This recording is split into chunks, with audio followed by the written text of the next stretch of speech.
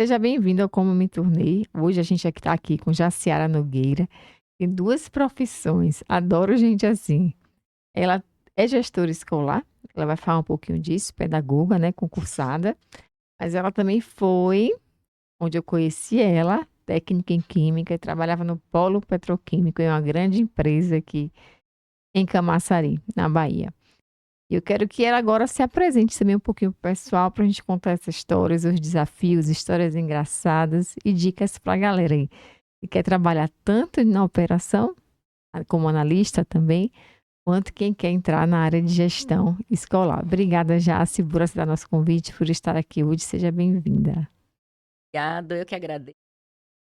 É bacana essa proposta, porque principalmente para a galera mais jovem, né, para perceber as possibilidades. E às Hum. vezes as possibilidades não aparecem para você, então você tem que correr atrás e buscar. Então assim, que eu me lembre assim, quando eu pensava no meu futuro, eu tinha lá os 10 anos de idade na quarta série, que antigamente falava quarta série, né? É, Hoje é quinto ano. então, Então na quarta série tinha um vizinho meu que fazia escola técnica. E eu via ele passar com aquela blusa azul e ficava empolgada. Aí eu comecei a dizer assim: eu vou entrar na escola técnica. Como ele é 4 anos mais velho do que eu, todo ano eu tinha o meu caderninho, né, que eu anotava as coisas, e anotava lá: eu vou entrar na escola técnica. Todo final de ano eu uhum, escrevia: eu vou entrar na escola técnica. E sempre conversando com ele, ele mostrando as possibilidades. Aí fiz o concurso de escola técnica, entrei. Eu vendo a família muito humilde. Lá em casa são 10 filhos. Meu pai era uhum. caminhoneiro, minha mãe dona de casa, porque tinha que cuidar de todo mundo. Então as condições de vida eram as mais precárias possíveis. Hoje eu tenho meus alunos nessas mesmas condições e me coloco como exemplo para eles. E aí eu falava assim: "Eu não quero isso para mim, não dá isso para mim". E eu sempre fui uma pessoa estudiosa. Então, quando chegou no final do ano, antes de começar, assim, a prova, eu lembro que eu peguei uma mesa que tinha lá em casa, botei os livros todos e comecei a estudar sozinha, No para terceiro ver se ano, não, não foi no terceiro ano não, foi no oitava nono, série, nono oitava ano, série, que é. hoje é nono ano. E comecei a estudar, estudar, estudar, e passei. Aí dentro da escola técnica, a escola técnica é uma vida, né. Era difícil para E entrar era lá, era né? complicado para passar, era difícil mesmo. Então a escola técnica foi no que eu me agarrei para mudar a minha condição social. E foi Hum, ela realmente que mudou a minha condição hum. social.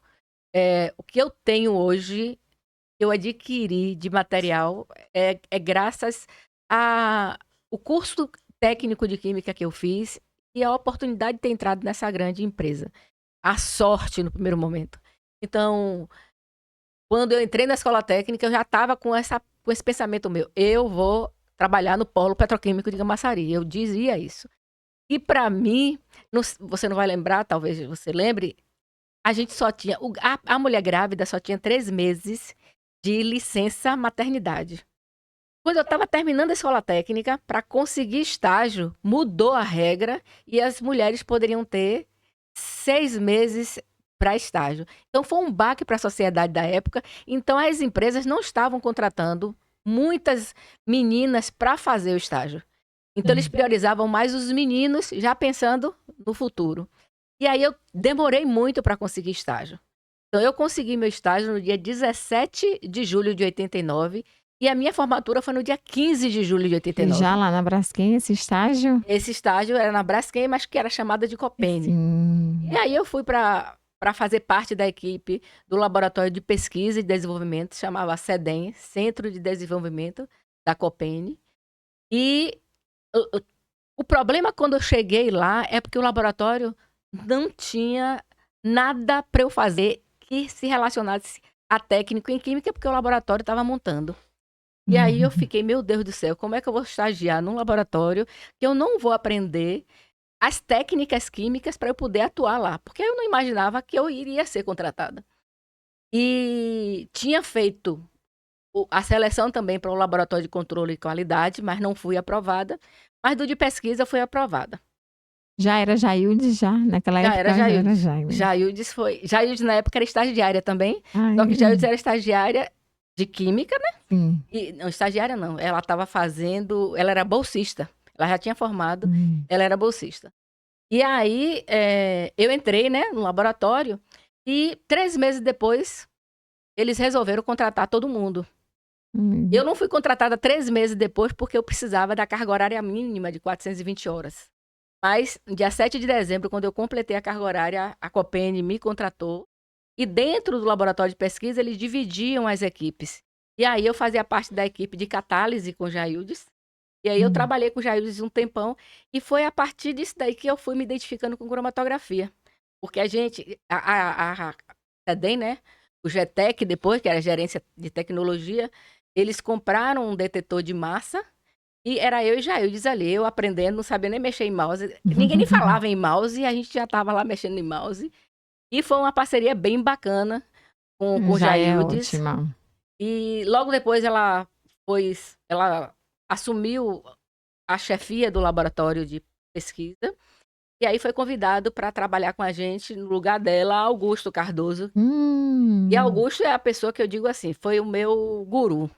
Foi com quem eu aprendi realmente cromatografia, que eu gosto de trabalhar cromatografia e me identifiquei muito.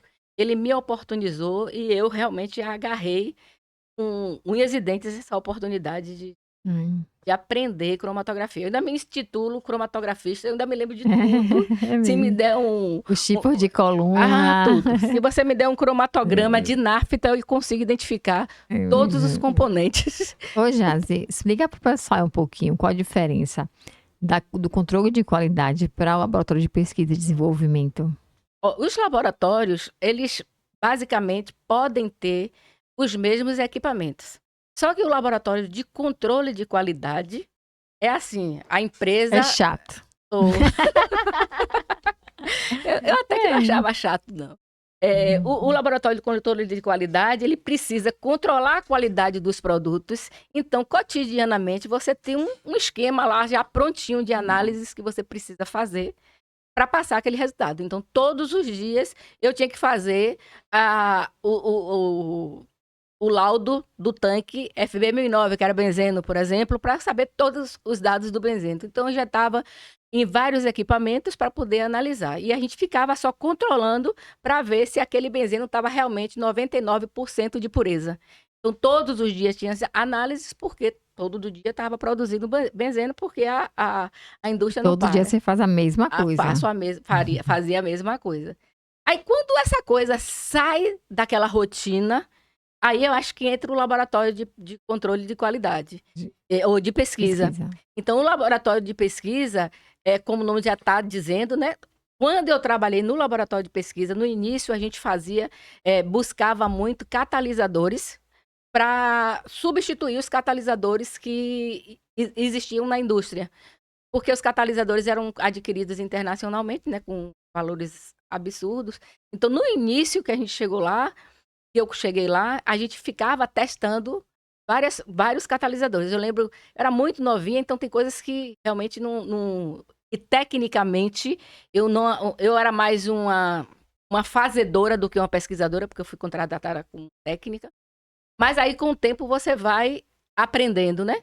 Então eu tive a oportunidade também bacana de trabalhar com Luiz Pontes, provavelmente você Sim, conhece. sim, sim. Professor da Unifax, muitos anos, não foi? Isso. Então Luiz Pontes Ele estava também na minha banca de mestrado, se não me engano. é um querido. Eu lembro muito bem de Luiz Pontes. É uma frase que eu levo para a minha vida inteira. E ele, eu sentada de frente para ele, ele chegou para mim e falou assim: você tem que ser pavão. Talvez até ele não lembre dessa frase, mas porque às vezes marca para a pessoa, mas não marca para É quem ouve, mas verdade. não marca para aprendiz. Você tem que ser pavão. Não adianta você fazer e as pessoas não lhe enxergarem. Porque se Hum, você não é vista, você não é lembrada. Então, eu tinha 21 anos quando ele me disse essa frase. é Eu já vou fazer verdade. 57 e eu levo essa frase pra minha vida inteira. Eu até me titulo, eu sou pavão mesmo. Eu gosto de me mostrar, Adoro. eu gosto de fazer e É. mostrar o que está se fazendo. Então, assim, no laboratório de pesquisa, a gente fazia realmente, no início, essas pesquisas em relação aos catalisadores. A maioria dos engenheiros, de Jaildes, que era a única química também, trabalhava em cima de produzir esses catalisadores. Mas quando foi mudando um pouquinho a estratégia, a gente já ficou, eu e Jaildes, e depois eu e Augusto, para resolver problemas industriais e Sim. melhorar as análises cromatográficas que tinham algumas questões que precisavam ser melhoradas. É otimizar, né? Otimizar, exatamente. Nesse período você já estava fazendo pedagogia, Jaci? Não, eu entrei em 89 lá. Nessa época, gente, só existia, a gente só ouvia falar em UFBA e Católica. E assim, a gente ficava naquela ânsia de fazer UFBA ou Católica. E para mim, que vinha de uma realidade bem difícil, não dava para eu fazer UFBA. E Você na minha morava em que cabeça, bairro, Jaci? Aqui eu em São morava Paulo? na Estrada Velha do Aeroporto, Era no bairro longe. 7 de Abril. É longe. Hoje é pertinho, mas na época era Mesmo longe. assim, não era longe. Então, assim, na minha cabeça, não tinha como eu fazer de dia, porque eu já tinha, eu ajudava financeiramente minha família. Então, a UFBA era de dia, então eu já tinha esquecido. A Católica era pago, e na minha cabeça não entrava eu pagar uma universidade. Hoje várias pessoas pagam, né? Mas na minha cabeça não entrava eu pagar uma universidade.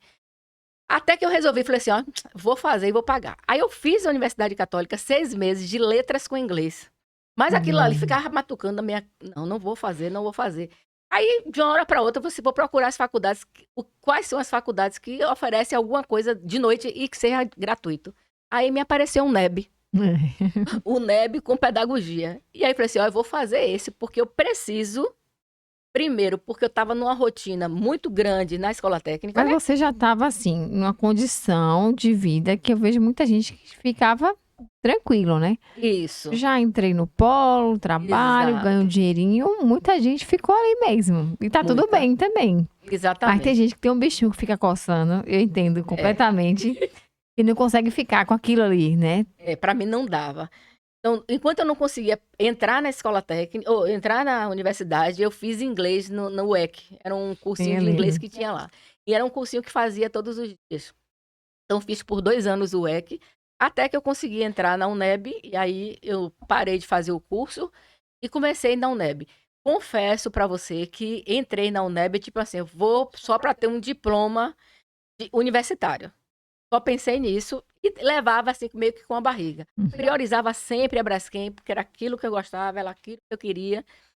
Até que quando eu estava mais ou menos no 5º semestre da UNEB, a Braskem ofereceu para algumas pessoas um curso que eles chamavam de formação de instrutor.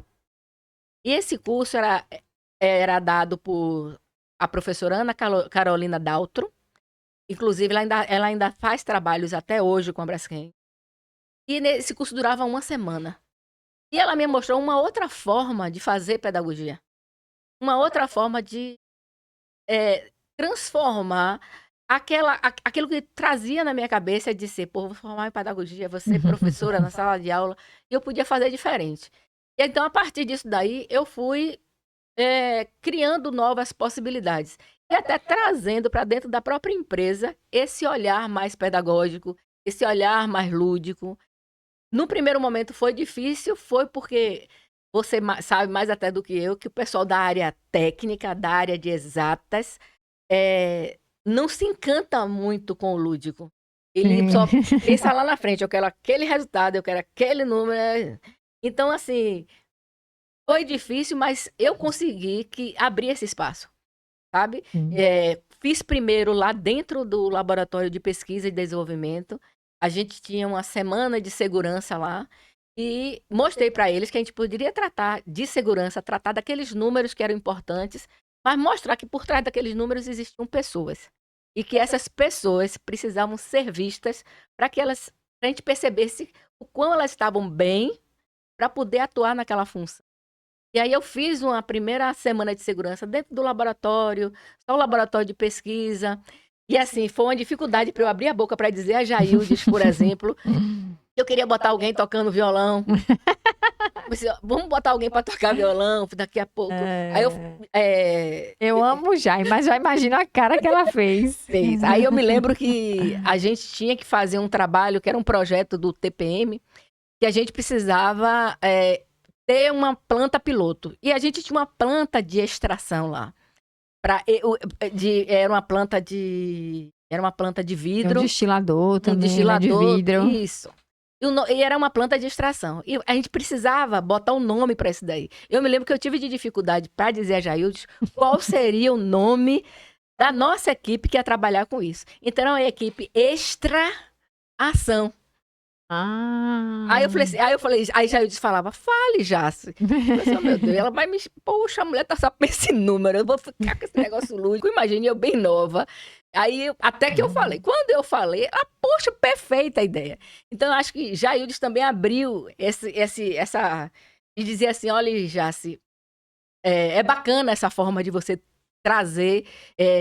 Trazer para a indústria essa outra forma de a gente ver as coisas. Então, a gente fez um momento bem bacana, bem lúdico. E aí foi se expandindo para outros espaços maiores da Braskem. E a gente conseguiu fazer, tanto no laboratório como em outros espaços, trazer essa coisa mais lúdica.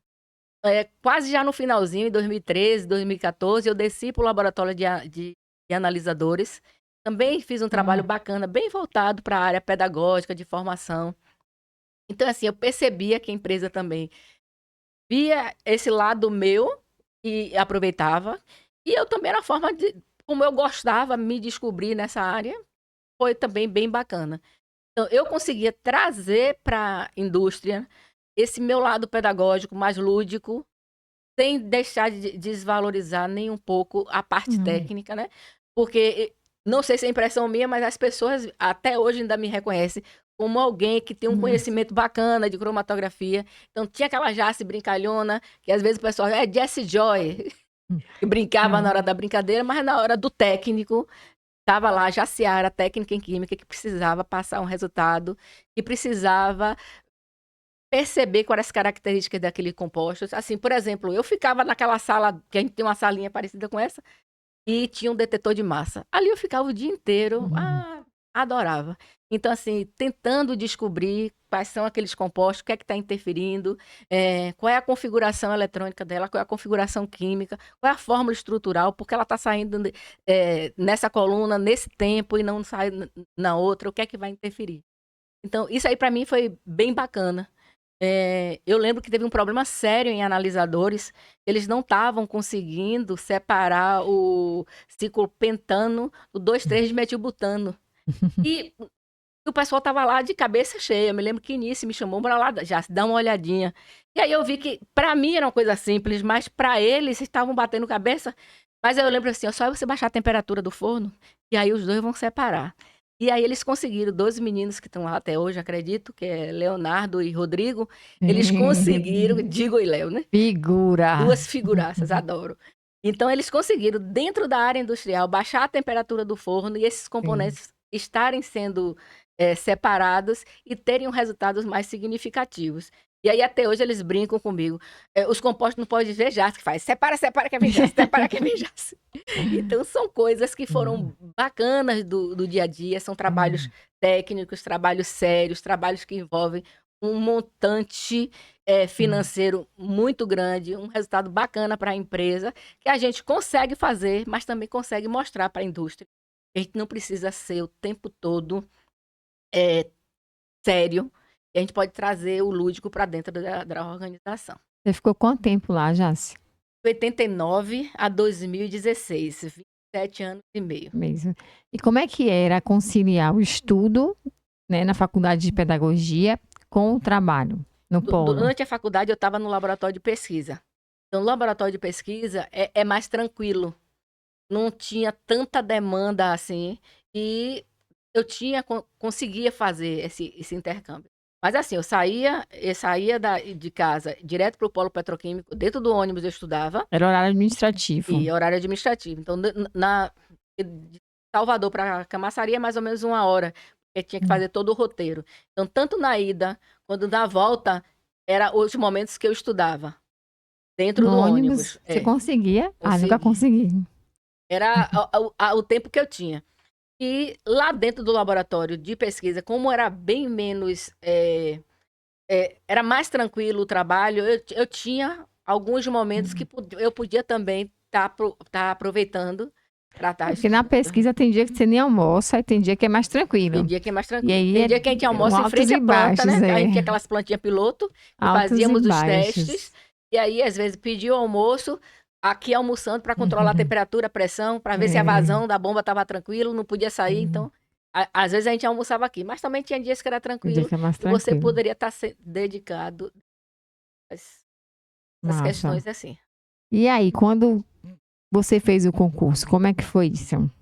Eu, em 2000, 2000 não, em 99 eu terminei a UNEB. E no Hum. finalzinho de 99 já teve um concurso para a Ah, prefeitura. foi? Foi. Aí eu Foi para aproveitei, professora ou para fui para coordenadora? professora. Então, Hum. eu fiz o concurso. Em 2000 eu passei, né? Então, dia 7 eu já estava sendo contratada. E aí comecei a trabalhar na educação de jovens e adultos, mas eu fiquei como professora mesmo, acho que só uns 2 anos. Foi mesmo. Fiquei, aí gostei muito, para mim era Ah, eu bem. gostava muito do EJA. O que eu mais gostei da aula, assim, para o pessoal era pro EJA. Eu fiquei na EJA de 2000 até 2017. Hum. Até 2017 eu fiquei na EJA como vice-diretora. E foi Hum. bem bacana, a gente consegue fazer um trabalho magnífico. A maior parte desse tempo eu estava numa escola lá em Cosme de Farias mesmo. Eu fiquei lá em Cosme de Farias por 10 anos, trabalhando só com a educação de jovens e adultos. Foi um período bem bacana. Mas no início foi meio complicado, porque assim, você sai da universidade, você não sai preparada para dar aula.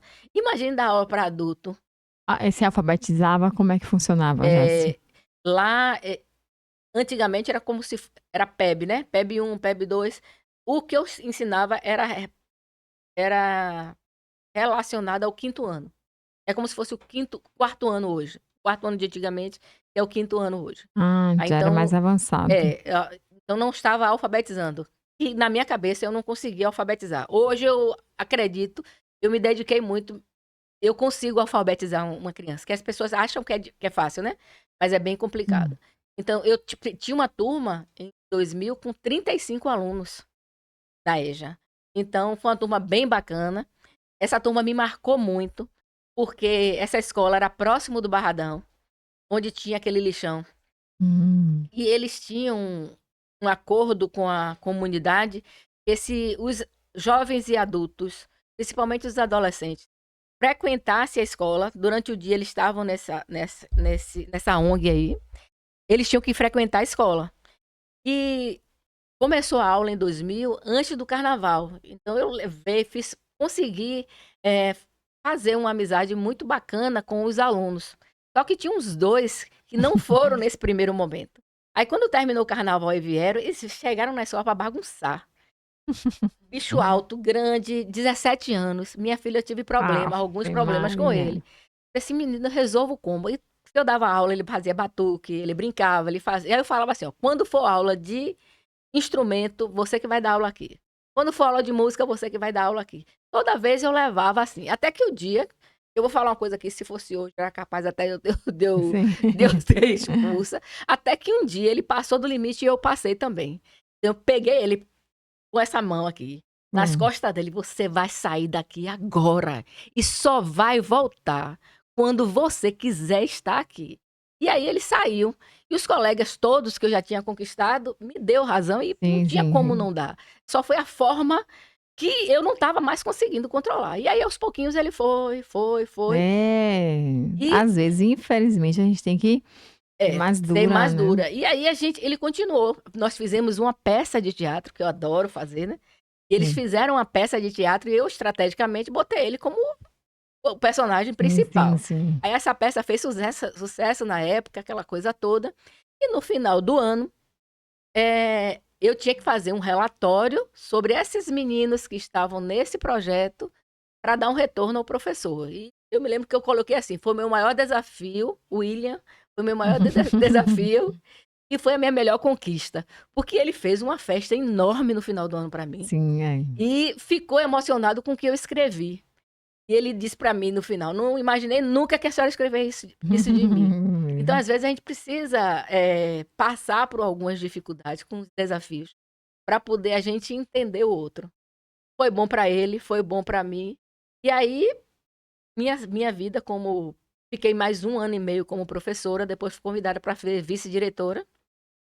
E estive na vice-direção até 2017, porque só tinha o horário para mim de noite, né? De dia eu estava no polo Sim, sim, petroquímico. sim. Em 2018, eu assumi a gestão mesmo de escola e de lá para cá, Você se aposentou quando já, eu sei me lá? aposentei dia 12 de dezembro de Foi 2016. mesmo. Em 2017, eu aumentei minha carga horária, então de noite eu era vice-diretora, de É que você era tarde. 20 horas. Isso. Aí eu aumentei para 40 horas. Aí eu só tava. Achei estranho isso, minha filha. Você tá no polo petroquímico, que acorda cedo.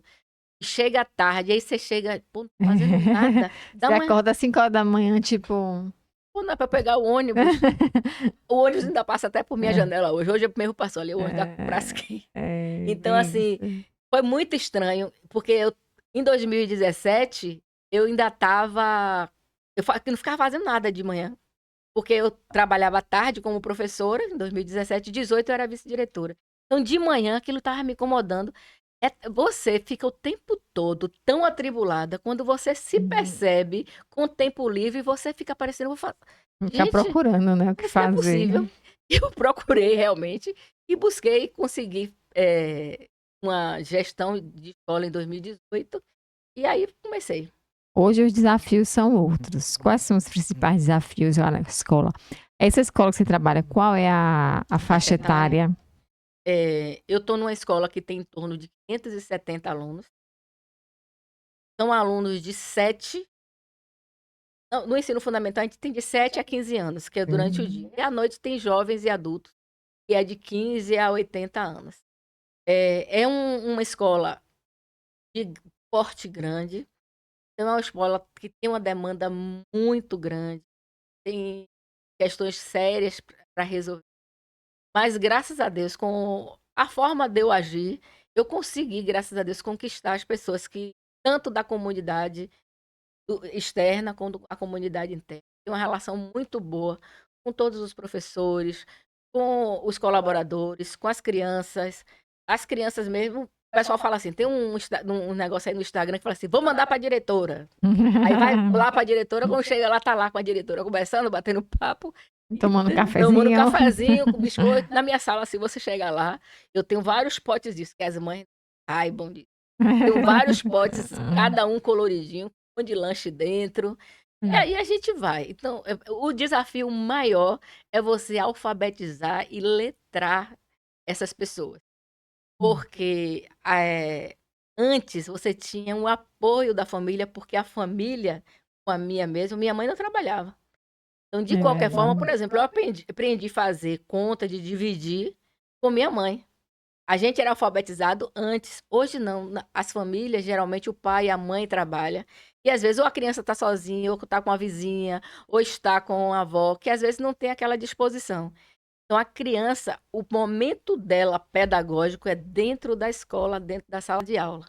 Mas é importante que se estenda para o momento que ela está em casa. Então, se a criança vai para casa com uma atividade para fazer em casa e não tem ninguém para orientar ela para fazer, para pedir ela para fazer, entre ela fazer e ficar no celular, ela fazer o quê? Se eu fosse criança, se a mãe não dissesse, já Seara, vá fazer sua atividade. Então, o grande problema hoje, o grande gargalo nosso hoje é alfabetizar e letrar essas crianças no tempo dela certo. E aí a gente vê muita criança com distorção, idade séria. Crianças com Aí. 10 anos que deveriam estar alfabetizadas e E muita gente acha que o celular está fazendo isso, né? É o que eu sinto. E eu vou entrar nessa polêmica agora, que vai sair a lei agora, né, para proibir os celulares nas escolas. O que é que você acha dessa lei? eu acho que proibir totalmente não. Agora, você ter um uso do equipamento de forma inteligente é bacana, porque os professores podem usar o celular a seu favor. Não dá para simplesmente a criança levar o celular para a sala de aula, porque a mãe vai ligar, porque ele quer conversar, porque ele quer jogar. Isso aí eu já não deixo hoje. Assim, Hoje lá na escola a gente não permite. Algumas crianças levam, desde quando elas não usem na sala de aula, a não ser que é tenha. porque a criança, a gente ainda tem um controle um pouquinho, né? Por exemplo, mesmo assim é difícil para o adulto, né? Às vezes está Isso, aqui, o celular está aqui, aí já tem a notificação, você já olha, perde né? logo o foco. Agora imagine uma criança, você tá ali o tempo Imagine inteiro, uma dopamina, criança. dopamina, dopamina, dopamina, a professora tá falando, aí tipo, não tá nem aí.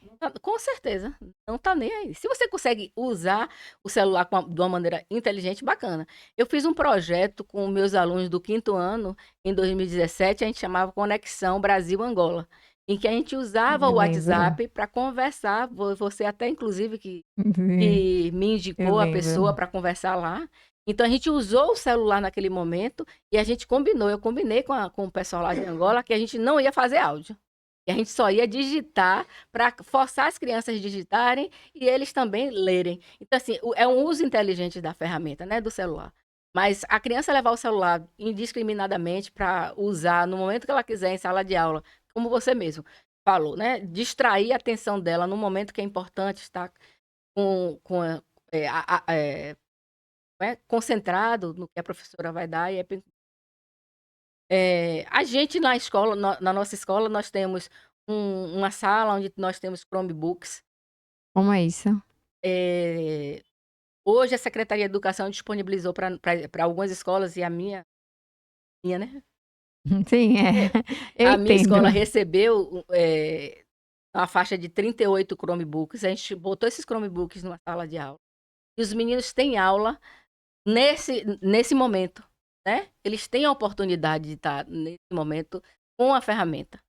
Eles também receberam tablets, mas foi na época da pandemia, e você sabe que esses produtos eletrônicos têm a validade, né, a Ah, vida útil muito curta, mas ano passado a gente recebeu esses Chromebooks, pudemos fazer um trabalho bacana com eles. Porque essas crianças hoje, eles são ávidas por tecnologia. Então não dá para simplesmente não vai usar. Eu não, a partir de agora não vai usar. Mas eu tenho que proporcionar para essas crianças o uso dessa tecnologia dentro da escola, de forma que ela, primeiro, que seja atrativo e que seja inteligente. Hoje a Secretaria de Educação também disponibiliza o AVA, né? Que é um como é que é programa. isso? O AVA é uma plataforma em que tanto o professor quanto o aluno pode estar utilizando. O professor tem uma facilidade, até brinco com os professores, esqueçam o Google, tudo está dentro do AVA, né? Nesse programinha eh, você consegue ter jogos interativos com as crianças, vários planos de aula, conteúdos de todas as disciplinas, e de uma forma bem lúdica e bem interativa. Então, até Hum. agora mesmo no período de férias, eles sinalizam e, ó, tem atividade lá no AVA que vocês podem fazer. Tá engateando, pelo menos na minha escola, nas outras eu não sei. Tá engateando Sim. essa questão do AVA, mas já existe essa ferramenta, os professores podem acessar, os alunos podem acessar de casa, e precisa que o aluno realmente tenha em casa um equipamento bom, uma internet boa para ele poder usar. Dentro da nossa escola, da Escola Municipal da Engomadeira, a gente já tem os Chromebooks, a gente tem uma internet bacana e a gente consegue fazer um trabalho legal com os nossos alunos. Tá 100%? Não, porque a gente ainda não virou a chave para a tecnologia. A gente ainda tem alguns professores que têm essa, não, eu não digo nem dificuldade, é o receio ainda tem medo da tecnologia. Não percebeu a facilidade. Mas quando a gente conseguir realmente virar a chave totalmente, vai perceber que a gente pode usar a tecnologia a favor e que nós estamos ensinando crianças tecnológicas ainda no quadro branco, ainda no piloto. Então, às vezes aí choca, né, o choque de realidade. Imagine uma pessoa que não tá habituada a entrar nos computadores, a fazer as pesquisas. E aí você vê um aluno que às vezes sabe até mais do que você. E aí você precisa entender que naquele momento ele vai saber mais do que você, sim. Mas ele vai saber entrar no computador, ele vai saber acessar, pa- passear pela ferramenta, mas o professor então continua sendo. Enquanto não se perceber isso, a gente vai ter uma dificuldade dos professores realmente entenderem que a pandemia só fez acelerar o que já estava lá, né, Sim, já estava engatinhando. Ô, Jaci, você me disse que fizeram um projeto com o NEB, foi? Como é que foi esse projeto? pronto. Quando eu cheguei lá na Madeira, a Engomadeira é quase de frente para o muro da UNEB, eu ficava me Sim. perguntando: "Não, tem que ter, a UNEB tem que vir para aqui, Tem para até uma dentro". passagenzinha, né? Exato, que os meninos saem da Engomadeira por ali. Eu vejo eles entrando na neve e descendo a escadariazinha. Em 2023 foi bem, assim, tímido, porque eu também não conhecia muita realidade. Eu lembro que eu fiz um ofício pedindo, Hum. mandei e-mail, não sei o quê, não sei o quê, até que nós fomos para um evento na UNEB, que nós fomos convidadas, que é a Unibrink, e as crianças de lá da escola foram participar da Semana da Criança. E aí uma ADI nossa me apresentou a Josi, que é responsável, né, E aí a gente foi conversando com um, conversando com outro, e eu mostrando para elas, é importante que esses alunos da UNEB de pedagogia venham para a escola, que eles percebam a realidade da escola.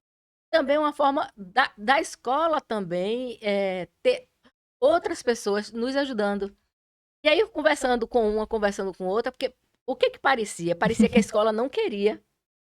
E eu achava que a UNEB também não queria. E, na verdade, eu queria e elas também queriam.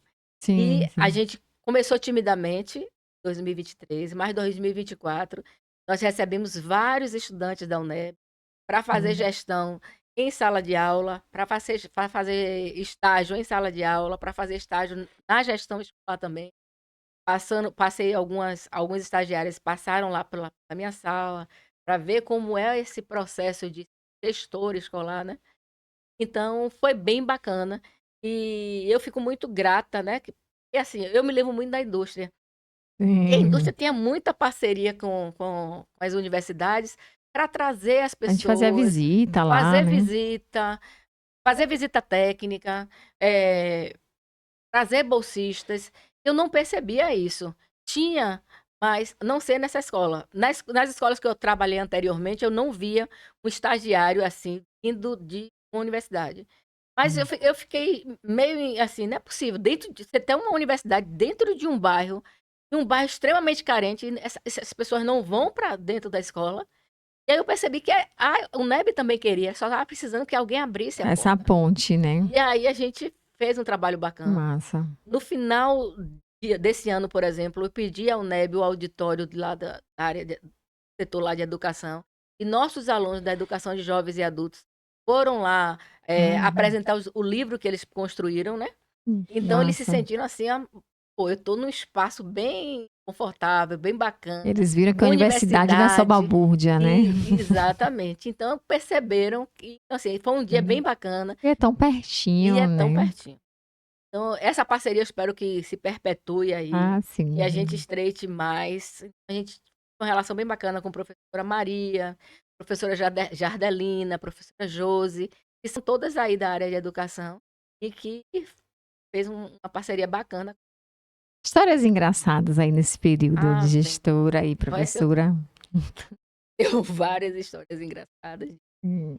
Como professora, eu lembro que teve uma vez que todos os dias, quando eu trabalhava na outra escola, na Saturnino Cabral, não dá umas 7, 7h30, vi uma mensagem. Diretora, libere, vou falar o nome que eu não me lembro aqui. Libere Lucas amanhã 10 horas que eu tenho médico.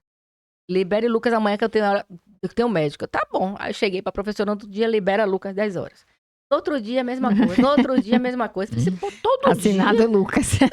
liberar Lucas 10 horas. Até que na quinta-feira de noite, mas se por que liberar Lucas todos os dias 10 horas? Aí ele botou, Lucas vai ficar com febre. Aí eu peguei e percebi que quem tava passando mensagem para mim Assinado era Lucas. Lucas que estava passando mensagem.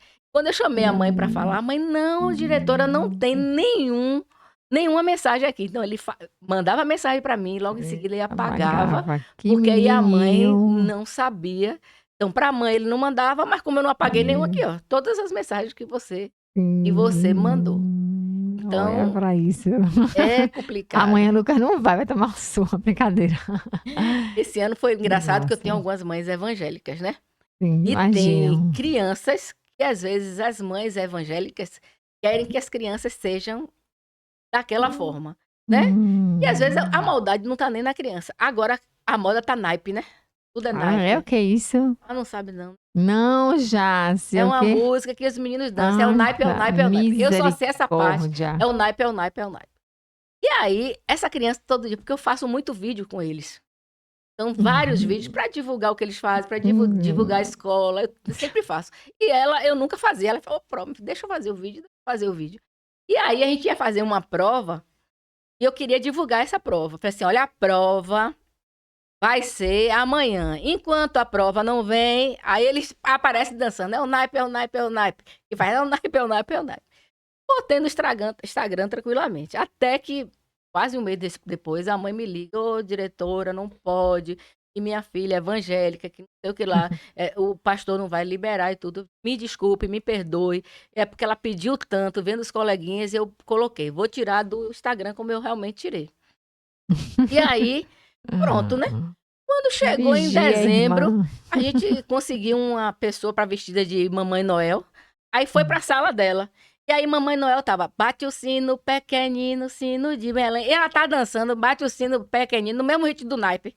Bate o sino, pequenino. Eu falei assim, gente, então não é a Vigia, letra do irmão, naipe, viu? não é a letra, Essa não o aí ritmo, é o que tá se fazendo no momento. é fogo. Tem meninos lá, por exemplo, que dizem assim pra mim, se você reclamar comigo, eu me demito. Eu me demito. Oh, Ouviu a palavra Deus. demitido, pede pra se demitir. A gente tem uns retadinhos lá, minha filha. Imagina. E aí a professora fica lá na sala da diretora. Aí vai lá pra sala da diretora, fica lá o tempo. Lá na sala se transforma, fica parecendo um anjo. E tem um que é Oh, muito retadinho. Aí eu já tava indo embora, né? Aí eu falei pra vice-diretora, tchau, viu, Ana Paula, tô indo, amanhã eu tô aqui. Aí ele olha pra minha cara, Deus, viu, diretor? Deus. Quem não te conhece, então, Esses meninos estão demais. Todo dia um desafio, mas é uma todo. alegria também, né, Jess? Eu Quando a gosto. gente gosta. Exatamente. Meu marido até reclama, porque eu trabalho 40 horas, né? E ele Mas tá às vezes aposentado, ele tá né? aposentado, às Ai. vezes eu saio 7 horas da manhã, chego lá 10 horas da noite. Graciela, você trabalhou 14 horas e continua trabalhando. Mas é isso, é aquela coisa de você não perceber que Sim. você tá trabalhando, que você. Eu sei que eu tô trabalhando, tô sendo remunerada, mas é o que eu Uhum. disse para ele, eu gosto do que eu faço, sabe? É óbvio que eu tenho que fazer de uma forma em que eu consiga dividir meu tempo para minha família, que é extremamente importante, meu marido, meu filho, e também dar esse retorno. Então, alguns dias, porque como a escola trabalha os 3 turnos, eu preciso estar na escola Sim, sim, em todos os turnos. Porque sim. quando eu cheguei para lá, para essa escola, por exemplo, duas alunas do noturno, no primeiro dia que eu cheguei de noite, falou assim: a senhora não é diretora fantasma, não, né? E aí eu já entendi o que elas estavam me dizendo, porque se eu tenho Sim, 3 turnos, eu preciso estar permeando por esses 3 turnos. sim, verdade. Você chega em casa e fala pra ele assim, ô amor, é bom que dá saudade. Ah, gostei da dica. Ano passado, na EJA, a gente teve 2 alunos muito difíceis, que eram alunos que já tinham vindo do ensino fundamental, sem apoio familiar, sem ajuda. Então, foram alunos que foram repetindo de ano, até chegar à idade de 15 anos, que não pode mais ficar durante o dia, foram para a noite. E aí eram meninos muito difíceis, muito rebeldes, e que aos pouquinhos eu fui tentando conquistar. Muito difícil mesmo. E aí, Imagina. um deles eu consegui mais rápido. E aí foi bem bacana. Eu falei assim: eu vou aproveitar esse para me ajudar com o outro. Mas o outro vem de uma vida bem mais sofrida, Sim. com questões seríssimas, né? De abandono dessas questões todas. E foi muito difícil durante o ano. Eu lembro que a mãe dele ficou internada no final de 2003. E foi bem difícil para ele, porque eles são novos, né? Ainda não tinha nem 18 anos. A gente estava com dificuldade, inclusive, porque a gente queria matricular ele no curso do Senai e não conseguia, porque ele não tinha CPF. Como ele era de menor, ele tinha que ir fazer o CPF junto com a mãe. Hum. A mãe não poderia ir com ele, então foi toda uma dificuldade. Das vezes que eu tentava conversar com ele, me aproximar, ele era mais agressivo. Aos pouquinhos ele percebeu qual era a minha estratégia, mas também não queria dizer assim, não, ela já me conquistou, aí ficava naquela. É. Mas foi bem difícil. Aí eu lembro que no dia da formatura, porque a gente faz a formatura do TAP 4, que é o equivalente ao 9º ano, eles vão para o nível médio. Ele não quis participar da formatura, estavam os colegas dele lá todos, adultos, jovens. Ele não quis participar. Aos pouquinhos, se você ver nas fotos que eu tirei, ele está lá bem separado. Uhum. Depois das outras fotos, ele vai chegando, até que no final ele tá lá com o capelo, tirando foto e tudo. E ele me disse, né, na noite que dali ele ia visitar a mãe dele, que estava internada. E aí eu aproveitei, fiz vários lanches, as colegas também, as vice-diretoras, coordenadoras, fizeram os lanches para ele levar, isso que não ia ficar o É esse tempo momento que a gente inteiro. tira dinheiro do próprio bolso pra fazer as Exato, aí coisas. só faz, exatamente. Aí eu me lembro que a escola tem um É. corredor assim enorme, a festa estava acontecendo aqui, E eles, diretora, tô indo. Aí tá bom, tava cheio de coisa, né? Cheio de lanche, cheio de comida, cheio de as lembrancinhas que o pessoal organizou pra dar a eles. Aí ele tá lá no corredor, eu fiquei observando ele ir. No meio do corredor tem uma cadeira. Aí ele pegou tudo da cadeira, tudo que tava na mão dele, botou na cadeira e voltou. Eu falei, gente, o que que você quer? Ele é altão, magro. E eu baixinha, né? Aí ele olhou pra minha cara e disse bem assim: obrigado por não ter desistido de mim. Eu me emociono com isso porque é muito difícil essa realidade. E eu espero que hoje, eu não vou citar o nome dele aqui, que ele tenha realmente conseguido se matricular no nível médio, que ele tenha leve a vida dele adiante. Infelizmente, a mãe dele faleceu, e era bem séria a questão dela. Mas eu fiquei muito emocionada na época, porque assim, ó, ele não quis sair da escola sem me dizer isso. Sem dizer que eu não desisti dele. Isso dele e o deles. Perfeito, Járcia, é isso mesmo, tá vendo? Professor é isso. Isso é verdade. A gente trabalha por amor. E eu realmente me identifico muito na área técnica. E surgisse uma oportunidade hoje eu trabalhar na indústria, talvez eu fosse, não naquele ritmo que eu estava antes, né? Uma Primeiro que eu consultoria, não né? tenho idade também para isso mais. Mas é uma coisa que eu gosto da área de cromatografia. Mas eu percebo que eu atinjo É o mais pessoas propósito, né? dentro da área da educação, sabe? É o propósito. De você ouvir as pessoas. Às vezes as pessoas estão lá, ninguém nem ouve ela. Às vezes tem pessoas ali do lado e as outras pessoas que estão trabalhando nem percebem que elas estão.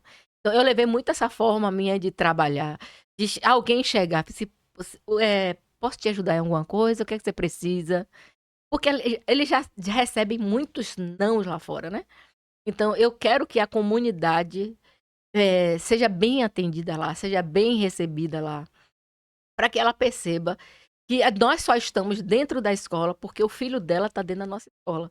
Porque se não tiver aluno, não tem professor, não tem gestor, não tem funcionário, não tem colaborador nenhum. Então a gente precisa muito prezar pelos nossos alunos por isso.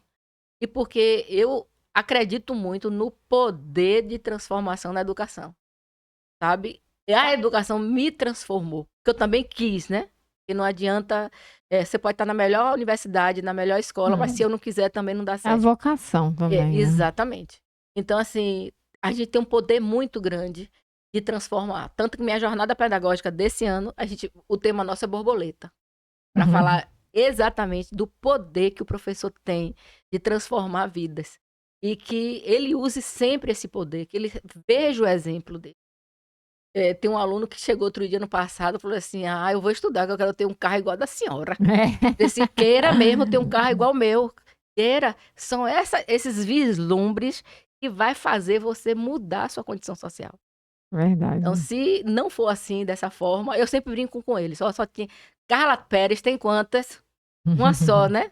Mas tem quantas pessoas, quantas professoras, quantos advogados, quantos médicos que saíram da periferia, saíram da condição humilde, são bem maior o número do que Carla Pérez, por exemplo, que vem de uma família mais humilde, que hoje está numa condição bem bacana. Então, assim, agarre-se aos estudos, agarre-se à educação, estude, faça a diferença que você consegue. Se você não fizer dessa forma, vai ser bem mais difícil. Eu tenho dentro da minha própria família. Como eu tenho uma família grande, eu tenho uns 5 irmãos e 4 irmãs. Quem se dedicou à educação hoje está numa condição social bacana. Quem não se dedicou por algum motivo, tem uma outra condição, sabe? Então, eu acho que para me ficar claro que quando você estuda, você consegue romper aí fronteiras. É verdade. Já se projetos futuros. Filha, olha, eu já posso aposentar como pedagoga, sabia? A partir do dia Pra quê? 31 de janeiro, eu faço exatamente 25 anos e a gente aposenta com 25 anos. Eu especial, né? Já tenho idade também para aposentar. Então, eu não tenho pretensão de parar. Eu gostaria de estar em outros locais. Inclusive, eu fiz o concurso para a prefeitura de Aracaju, fiz concurso para professor, dia 22 de dezembro. Fiquei feliz porque eu não tive tempo de me preparar, de sentar para estudar, para aquela coisa toda. Fui só com minha experiência. E acertei 80% da prova. Foi mesmo. Então, eu achei, assim, a experiência que eu estou tendo dentro da educação está me gerando frutos. Não sei o que é que vai acontecer. Assim, uma coisa eu tenho certeza: não tenho energia para ficar parada. É verdade. Não tenho. Fica complicado. Às vezes o pessoal fica falando, você tá no 220. Mas porque o 220 é o meu normal. Às vezes as pessoas podem pensar assim, você não para, mas não tá me cansando. Uma coisa que eu aprendi, eu posso chegar cansada, exausta, mas nunca estressada. Eu posso ficar o dia todo resolvendo questões e tudo, mas eu vou estar lá cansada. Tô acabada aqui, mas você tá estressada, Jaciara, não. E o tempo vai lhe mostrando isso, né? Que as coisas vão se resolvendo. Então, às vezes, a gente potencializa muito algumas questões, a gente transborda o copo, às vezes não é necessário. Eu vendo lá no meu passado, aconteceu isso comigo. E hoje eu tento mostrar isso para as pessoas. As coisas vão se resolver, as vão se alinhar. Mas as pessoas precisam também entender, olhar o outro, né? Não adianta eu fazer gestão sozinha. A gente faz gestão, a gente tem relação interpessoal para isso. Então, é isso. O projeto futuro é não ficar parada. No mínimo, trabalhar 20 horas aí, mas eu tenho uma pretensão de continuar. Não sei quando é que eu vou parar. Se parar é só para viajar e conhecer o mundo. Agora, ficar dentro de casa, esperando o tempo passar, eu não consigo me enxergar e me dá agonia, viu? Me dá agonia. Pensei, meu Deus, tem que fazer alguma coisa. Verdade. Obrigadíssima, viu, Jássica, por estar aqui com a gente. Mais alguma coisa que você queria falar aí pro pessoal? Queria dizer assim, ó, você começou, né, o nosso podcast falando assim, com 2 profissões, né? Eu acho que dá para você levar as 2 profissões, dá. Mas faça só o que você gosta. Às vezes você precisa fazer uma para ganhar dinheiro, né? É importante também você ter sua grana e tudo. Mas faça também o que você gosta, você se sinta bem, porque vai lhe deixar mais tranquila, não vai lhe deixar exausta nem estressada. Então é isso. É tudo mar de flores? Não é. Tem questões sérias para a gente resolver? Tem sim. Mas quando você faz o que você gosta, você não trabalha. Mas você curte a vida, né? Mas isso não quer dizer também, como eu botei no texto que eu te mandei, o fato de você curtir a vida não precisa ganhar dinheiro, precisa sim. Mas quando você faz o que você gosta, fica bacana. Eu lembrei agora de uma delegada que eu trouxe aqui, né? E ela disse que passou os anos todos, lá, 27 ou 30 anos. E ela não queria ser delegada, ela não gostava, mas aquele negócio, ela tinha que ganhar dinheiro, né? Foi que a família dela acabou, né, incentivando, e ela fez o concurso e tal. E ela sempre quis trabalhar com design de moda, design de interiores, e hoje ela faz o que ela sempre sonhou, né? E às vezes não é na hora que a gente quer. Exato. Às vezes a gente tem que ajustar algumas coisas, fazer as 2 ao mesmo tempo, né? Como você falou. Mas nunca desistir, né? Exatamente. Eu pensei que quando eu fosse sair da Braskem, eu ia fazer um curso de culinária. Foi. Porque eu não cozinho, e o que eu cozinho é uma dificuldade, é bem complicado. Pensei, vou aprender a fazer comidas gostosas. Mas não foi isso que aconteceu. Às vezes você pensa que é isso, né? Então, assim, eu realmente mergulhei dentro de uma escola municipal, com todas as questões de infraestrutura, pedagógica, relação interpessoal, e me vi ali transformando pessoas, transformando espaços, transformando lugares, me transformando. Então, para mim, é o que fica de bom dessa profissão. Que no início lá eu achei que era só para preencher meu tempo, para eu ter um diploma universitário. E hoje não. Hoje eu vejo mais até como uma ação social mesmo, do que como um emprego. É o propósito de cada um. Propósito de cada um. Obrigada, Obrigada também. Obrigada a você que está aqui até agora. Eu vou deixar aqui o Instagram de Jaci. Eita, é Jaciara Nogueira. Jaciara Nogui. Exato. Eu vou deixar aqui na descrição do vídeo. Segue já, segue também @como me tornei. Se inscreve no nosso canal do YouTube, pois assim ajuda a plataforma a divulgar cada vez mais nosso trabalho.